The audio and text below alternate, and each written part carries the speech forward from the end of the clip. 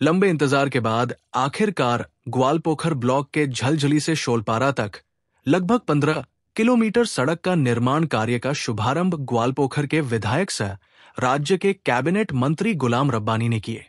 इस सड़क का निर्माण कार्य का शुभारंभ होने पर स्थानीय लोगों में जहां खुशी देखी गई, वहीं जिला परिषद के सह सभाधिपति से लेकर मंत्री और अन्य जनप्रतिनिधियों ने मुख्यमंत्री ममता बनर्जी को इसके लिए धन्यवाद दिए हैं।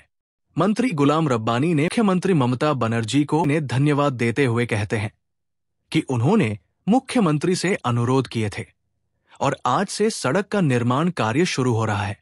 करीब 8.5 करोड़ रुपए की लागत से 15 किलोमीटर लंबी सड़क बनेगी। उन्होंने आगे कहा कि ये सड़क काफी समय से खराब थी। अब इस सड़क की मरम्मत होने से आसपास के 5 क्षेत्रों के लोगों को फायदा होगा। क्षेत्र के आम लोग लंबे समय से कहते आ रहे हैं कि बरसात के दिनों में सड़क की हालत खराब हो जाती है, इसलिए सड़क का काम करने की मांग कर रहे थे। उनके मांगों पर यह काम हो रहा है। जिला परिषद सह सभाधिपति गुलाम रसूल ने कहते कि काफी दिनों से क्षेत्र के लोग इस सड़क का काम करवाने की मांग कर रहे थे। अब इस सड़क का निर्माण कार्य शुरू होने के लिए उन्होंने मुख्यमंत्री एवं मंत्री गुलाम रब्बानी को धन्यवाद देते हुए कहा कि ठेकेदार काम जल्दी ही शुरू करेंगे, काम तेजी से होगा, काम में कोई रुकावट नहीं आवे, इस पर ध्यान दिया जाएगा। कुछ ही महीनों में सड़क बनकर तैयार हो जाएगी। आज इनॉग्रेशन का डेट यहाँ पर तय किया था, मैं उनका भी शुक्रिया अदा करता हूँ। पहले मैं हमारे ऑनरेबल चीफ मिनिस्टर ममता दीदी का शुक्रिया अदा करते हैं हम लोग कि ये रास्ता बहुत दिन से नहीं हुआ है, लगभग 12-13 साल से रास्ता का बहुत ही दुर्दशा था, खराब था। बार बार अगर मीटिंग करने के लिए आते थे तो मंत्री साहब को हमको यहाँ पर झरवारी चौक में सुनना पड़ता था कि रास्ता कब होगा कब होगा।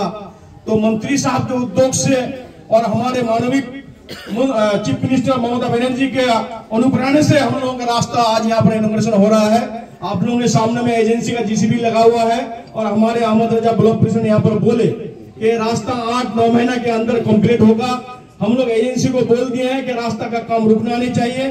खास करके हमारे 5 अंचल के नेता से मेरा गुजारिश है, हमारे 5 अंचल के प्रधान मेंबर से मेरा गुजारिश है और यहाँ के लोकल लीडर से मेरा गुजारिश है कि काम को रुकना नहीं चाहिए, काम स्पीड पे होना चाहिए और काम में कोई किसी तरह का 2 नंबर 3 नंबर नहीं होना चाहिए। काम में एजेंसी को हम लोग बोल देंगे कि काम सही से होना चाहिए ताकि रास्ता का काम जिस तरह से किशनगंज से आपका विपरीत हुआ है, ग्वालियर हुआ है, इस तरह का रास्ता काम होना चाहिए ताकि आदमी इस रास्ता से बहुत आदमी जाते हैं दबीगंज, इस्लामपुर, शोलपुरा, कि रास्ता मेन रास्ता होता है किशनगंज के बाद और आपका 2 मिनट आपका धुंधला। तीसरा नंबर ये रास्ता ये आता है। ये रास्ता 15 किलोमीटर 15.5 किलोमीटर रास्ता है। इस रास्ता को पास कराने में मंत्री साहब कितना परेशान था आप लोग नहीं जानते हैं कि बार बार मंत्री साहब जाकर के कलकत्ता में हमारे ऑनरेबल चीफ मिनिस्टर को बोले हैं कि रास्ता बहुत ही खराब है दीदी, इस रास्ता को अगर हम लोग कर देंगे तो हम लोग ग्वालपोखर के लिए अच्छा ही होगा।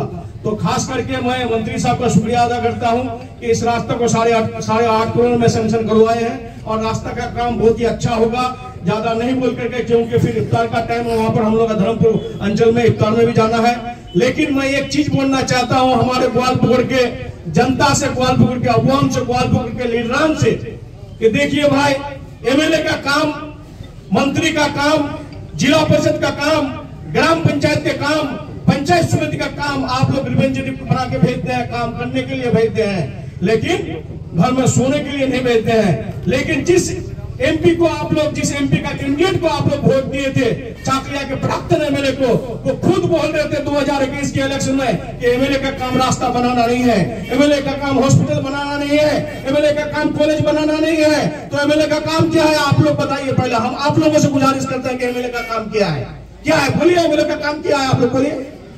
घर में सोने का है क्या, बोलिए भाई, जवाब देना चाहिए।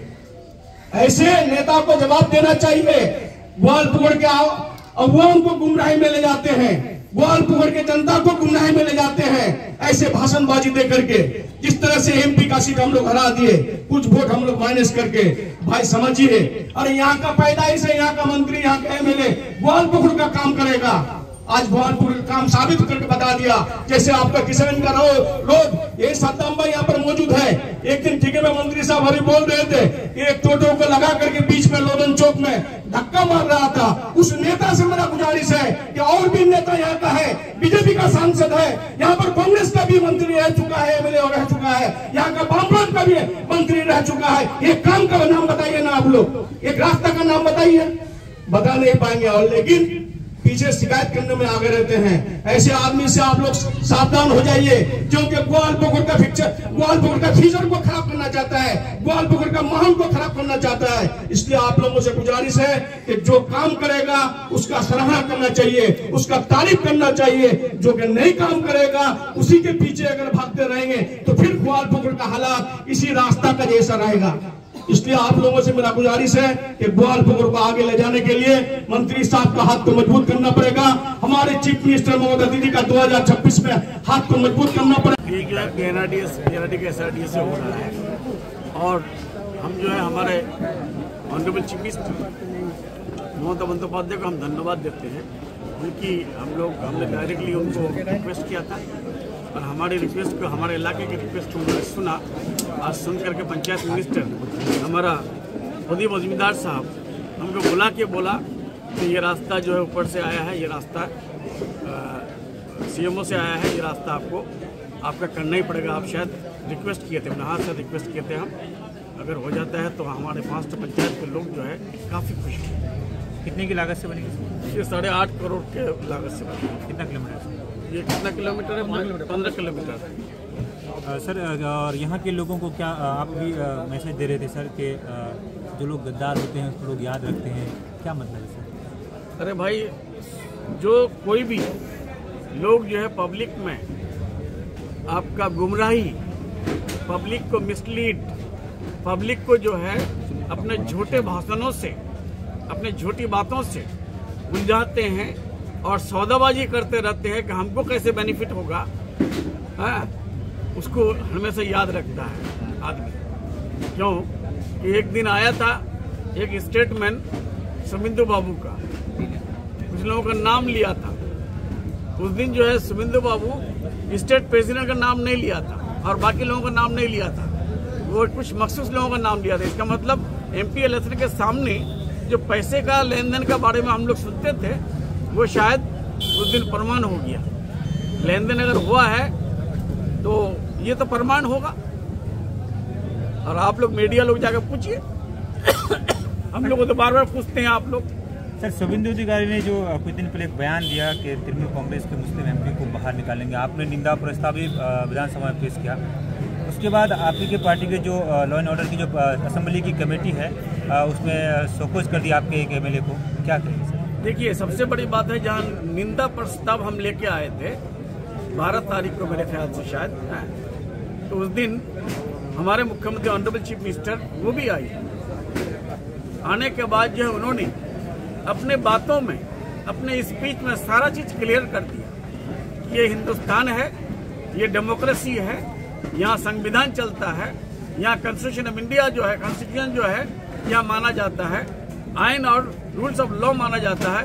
इसलिए सुमित जो बोला है वो गलत बोला है और उसके खिलाफ हमारे लोग जो है, कुछ लोग केस किए हैं, केस करेंगे उसके खिलाफ। लेकिन केस भी करने से ऑनरेबल हाई कोर्ट को सिक्योरिटी ना किया, उसको दिया हुआ है सुरक्षा कागज ना क्या दिया हुआ, जिसकी वजह से FIR भी नहीं कर सकता है। तो इस तरह का अभी हालात है देश में। इसलिए कह रहे हैं आप लोगों को कि रब्बानी कैसा जिंदा रहेगा इस देश को, जो है 1 लाख, 1.5 लाख, 2 लाख साल जिंदा रहना पड़ेगा इस देश को, इस संविधान को, इस पार्लियामेंट को, इस असेंबली को।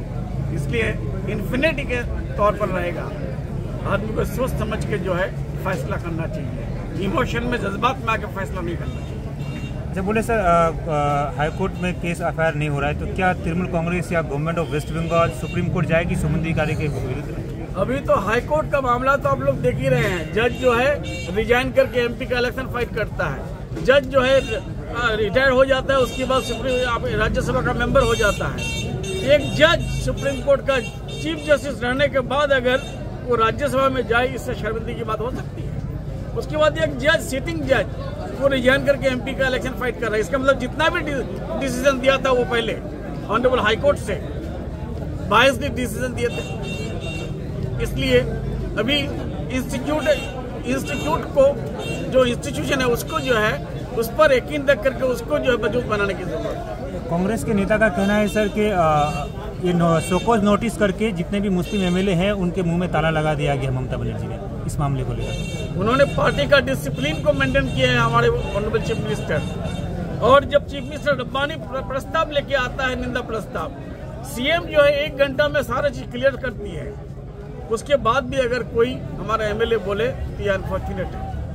अच्छा सर, बार बार कांग्रेस के एक नेता है जो ममता बनर्जी को आरएसएस का एजेंट कहते हैं। सर, इस तरह के नेता के खिलाफ आप, कांग्रेस के एक नेता है विक्टर नाम क्या है उसका? विक्टर अली इमरान नाम से अगर ये बात बोलता है, वो तो खुद तो बीजेपी का एजेंट होकर घूम के फिरता है।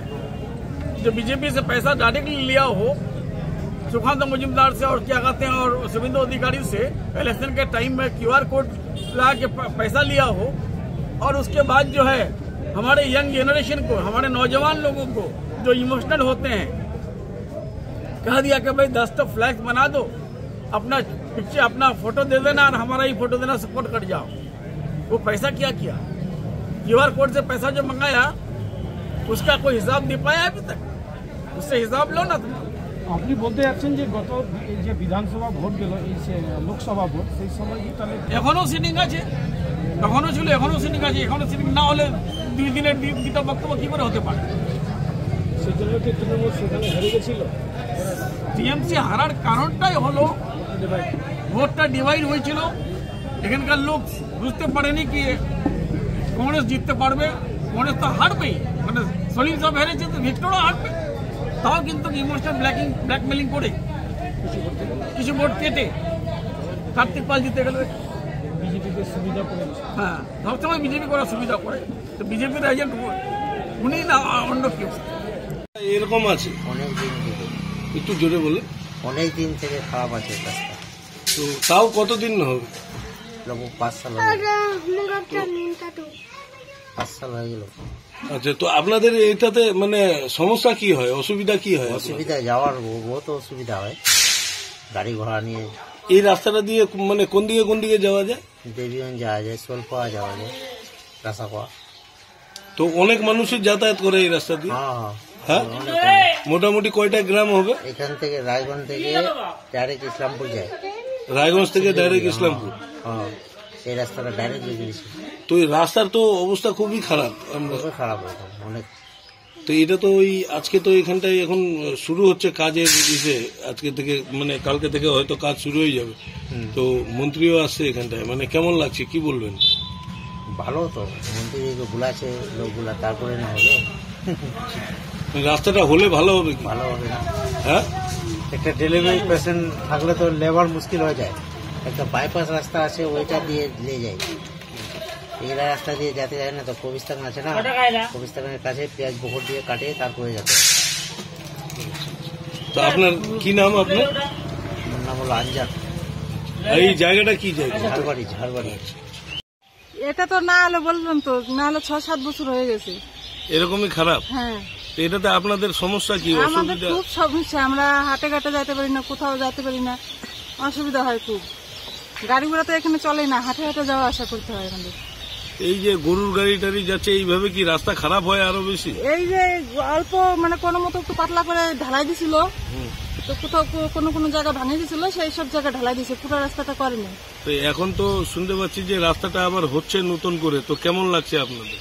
নতুন হলে তো আমাদের খুব ভালো হবে, আমাদের যাতায়াতে খুব সুবিধা হবে। আচ্ছা, কি নাম আপনার? আমার নাম হলো ফুলি বিশ্বাস। আপনি কি করেন? আমরা গৃহস্থী করি। আচ্ছা।